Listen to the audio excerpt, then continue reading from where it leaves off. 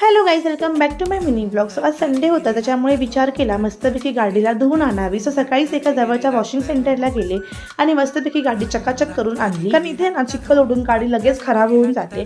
त्यानंतर ना संध्याकाळी मस्तपैकी खूप दिवसांनी आमचा बासुंदी पुरी करायचा प्लॅन झालेला, त्यामुळे ना संध्याकाळची बासुंदी बनवायला सुरुवात केली. सगळ्यात पहिल्यांदा अर्धा लिटरच्या 4-5 दूध पिशव्या मी घेतल्या आणि ते दूध उकळवायला ठेवलं. छान अशी साई आल्यावरती आणि दूध मस्तपैकी उकळल्यावर त्याच्यामध्ये दूध पावडर आणि भाजलेले ड्रायफ्रुट्स घातले आणि परत दूध घट्ट व्हायला ठेवलं. तोपर्यंत ना एका साईडला मी पटापट पुऱ्या पण तळून घेतल्या.